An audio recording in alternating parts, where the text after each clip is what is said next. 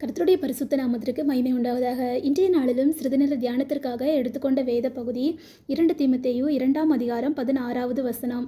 சீர்கேடான வீண் பேச்சுகளுக்கு விலகிரு, அவைகளால் அவர்கள் அதிக அவபக்தி உள்ளவர்கள் ஆவார்கள்.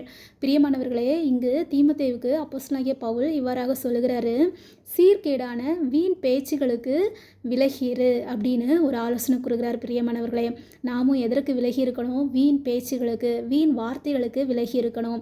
பிரியமானவர்களே, வேதாகமத்தில் அநேக காரியங்களுக்கு விலகிரு அப்படின்னு வேதாகமத்தில் சொல்லப்பட்டிருக்குது. அதில் ஒரு முக்கியமான காரியம் என்ன அப்படின்னா, வீண் பேச்சு, வீண் வார்த்தைகளுக்கு நம்ம என்ன செய்யணும்? விலகி இருக்கணும். வீண் வார்த்தைகள் இல்லாட்டா வீண் பேச்சுகள் நம்முடைய வாயிலிருந்து என்ன பண்ணக்கூடாது? புறப்படக்கூடாது.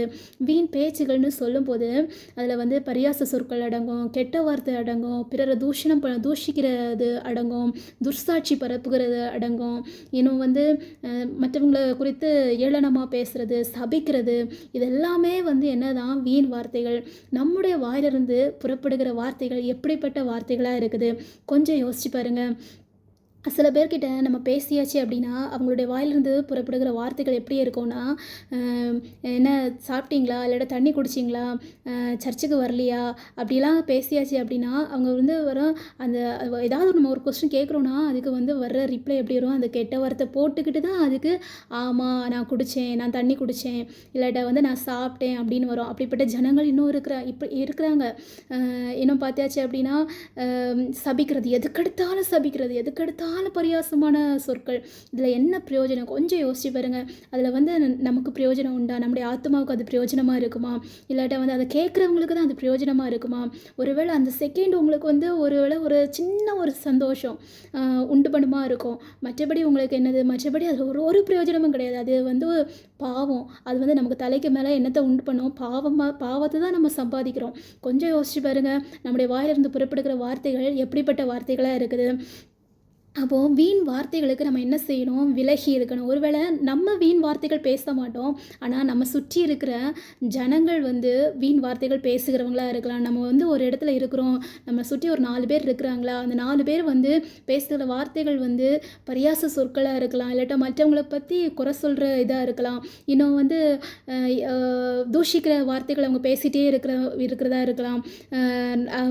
அப்படி பேசுகிறவங்களா இருந்தாச்சு அப்படின்னா நம்ம என்ன செய்யணும்? அந்த கூட்டத்தில் இருக்கக்கூடாது, அதை விட்டு விலகி இருக்கணும். வசனம் சொல்லுதில் சங்கீதம் 1:1 என்ன சொல்லுது? துன்மார்க்கனுடைய ஆலோசனையின்படி நடவாமலும் பாவிகளுடைய வழியின்படி இல்லாமலும் பரியாசக்காரர் உட்காரும் இடத்துல உட்காராமலும் அப்படின்னு சொல்லுது. அப்போ என்ன செய்யணும்? அந்த கூட்டத்தை விட்டு நம்ம அந்த கூட்டத்தில் இருக்காதபடிக்கு என்ன செய்யணும்? அந்த கூட்டத்தை விட்டு விலகி இருக்கணும். அப்போது நம்முடைய வாயிலிருந்து புறப்பட வார்த்தை எப்படி இருக்கக்கூடாது? வீண் வார்த்தைகளாக இருக்கக்கூடாது. அப்போது நம்முடைய வாயிலிருந்து புறப்படுகிற வார்த்தை எப்படிப்பட்ட வார்த்தைகளாக இருக்கணும்? நம்ம வாசிக்கலாம். எபேசியர் 4ஆம் அதிகாரம் 29வது வசனத்தை நம்ம வாசித்தோம் அப்படின்னா, எபேசியர் 4:29 வாசித்தோம் அப்படின்னா, கெட்ட வார்த்தை ஒன்று உங்கள் வாயிலிருந்து புறப்பட வேண்டாம், பக்தி விருத்திக்கு ஏதுவான நல்ல வார்த்தை உண்டானால் அதையே கேட்கிறவர்களுக்கு பிரயோஜனம் உண்டாகும்படி பேசுங்கள். வசனம் சொல்லுது, பக்தி விருத்திக்கு ஏதுவான நல்ல வார்த்தைகள். நம்முடைய வாயிலிருந்து புறப்படுகிற வார்த்தை எப்படிப்பட்ட வார்த்தைகளாக இருக்கணும்? பக்தி விருத்திக்கு ஏதுவான வார்த்தைகளாக இருக்கணும். நம்முடைய வாயிலிருந்து புறப்படுகிற வார்த்தை எப்படி இருக்குது?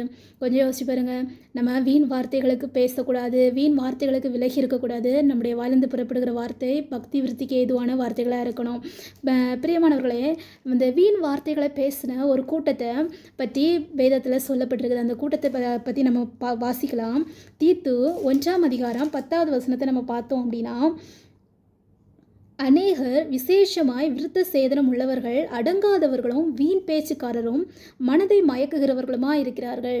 இங்கு தீத்துவுக்கு பவுல் எடுத்து சொல்கிறாரு, விசேஷமாய் விருத்த சேதனம் உள்ளவர்கள் வீண் பேச்சுக்காரராக இருக்கிறாங்களாம். விருத்த சேதனம் உள்ளவர்கள்னா யார்? ரட்சிக்கப்பட்டவங்க, பிதா குமாரன் பரிசுத்த ஆவி நாமத்தினால ஞானஸ்நானம் பெற்றவங்க, சபைக்கு போகிறவங்க, ஒழுங்காக சபைக்கு போகிறவங்க, வாரத்தில் 7 நாள் இருக்குதா, 7 நாள் சபைக்கு போவாங்க. இப்படிப்பட்டவங்க என்ன பண்ணுறாங்களாம்? வீண் பேச்சு பேசுகிறாங்களாம். வீண் வார்த்தைகள் அவங்களுடைய வாயிலிருந்து புறப்படுது. வீண் பேச்சுக்காரரும் மனது மயக்குகிறவர்களுமா இருக்கிறாங்களா. அவங்களுடைய பேச்சினால என்ன பண்ணுறாங்க? மனதை மயக்குறாங்க. நாம் எப்படி இருக்கிறோம்? நம்மளை ஆண்டவர் கிருபையால் ரட்சித்தார், அப்படிதானே? இன்னும் நிறைய பேர் ரட்சிக்கப்படாமல் பாவத்தை செஞ்சு நரகத்தை நோக்கி போயிட்டுருக்காங்க. நம்மளை ஆண்டவர் கிருபையால் நம்ம மேலே அன்பு கூர்ந்து கிருபையால் ரட்சித்தார். நம்ம எப்படி இருக்கிறோம்? ஆண்டவருக்கு பிரியமாக இருக்கிறோமா? நம்முடைய வாயிலிருந்து புறப்படுகிற வார்த்தைகள் ஆண்டவருக்கு பிரியமானதாக காணப்படுதா? பிரியமானவர்களை கொஞ்சம் யோசிச்சு பாருங்க.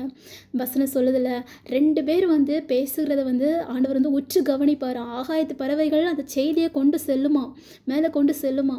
கொஞ்சம் நம்ம எப்படி இருக்கிறோம்? நம்ம பேசுகிற வார்த்தைகள், மற்றவங்களிடத்துல பேசுகிற வார்த்தைகள், பக்தி விருத்திக்கு ஏதுவான வார்த்தைகளை பேசுகிறோமா? இல்லாட்டா வீண் வார்த்தைகளை போட்டு அலப்புகிறோமா?